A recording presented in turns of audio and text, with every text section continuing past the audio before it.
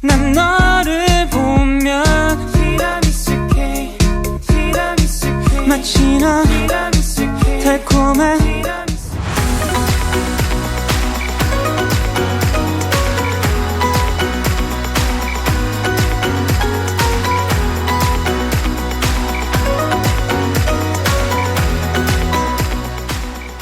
Hi mga ka-travel buddies! This time around, si Daddy ang pilot. I mean, ang driver. Saan kaya ang punta? Ayun na nga, in-invite ako ni Daddy for a lunch date sa Nonos Comfort Kitchen and Bakery. So here's a quick glimpse ng interiors nila. And then ayan, hindi na kanaya. May pabayaan dyan. Lloyd, di kayong paawat talaga. Heart hand pa. Ayan. So, ayan, sinerve na yung aming food. Ito yung kanilang house salad. And then, this is their fried chicken. And then, order ni Dad. For me, I had yung truffle pasta. Ayan, pinapakita ni Dad yung pasta ko kasi hindi daw nakita kanina. And then, ito, more explain kung ano yung laman ng salad. Parang hindi na nakita, pero ayan, so sisimulan ko na kainin kasi matakaw itis.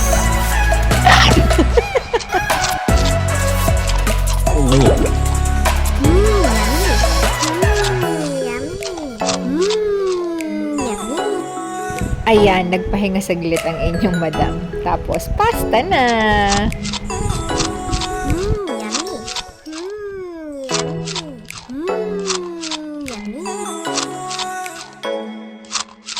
See, pati food ni Daddy, kinain ko. Sabi sa inyo, masiba yan eh. So, ayan, nagpapaliwanag konti ang inyong madam daming kumain. More kain pa din.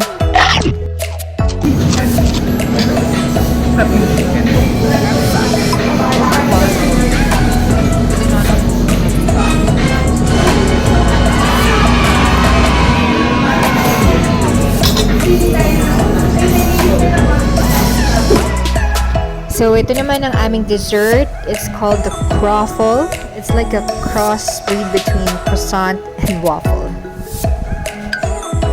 Ayan. So, may konting dialogue kami ni Dad. Kunwari, hindi ko pa alam yung desserts. So, ito yung kanilang croffle. It's topped with vanilla ice cream with nuts.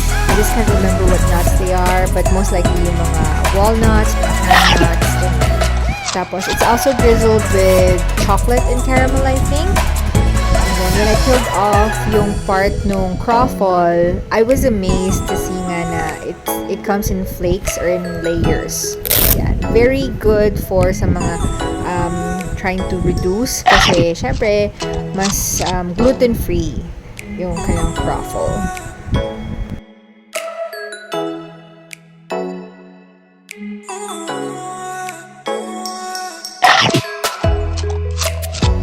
So, ayan, more kain pa rin. Subo lang, sige, stuff it.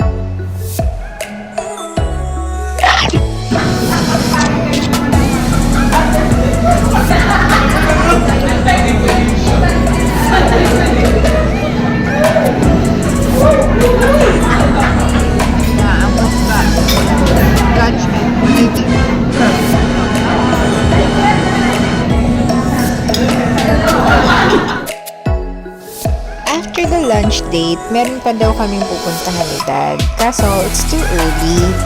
Kaya, naglibot-libot muna kami dito sa festival. Dito na nga nabuo ang TikTok dance. 너를 보면 마치 넌 달콤한 So, ayan, nakadikit na naman ng mga abinidad sa pisngi ko. Ito na pala, ang surprise talaga sa akin ni Dad, isang overnight stay sa Vivere Hotel and Resort. Ito yung kanilang lobby, so syempre, video up.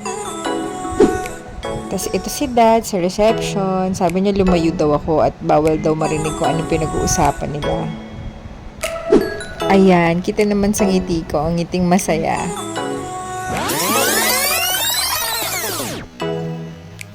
See you sa part 2, guys!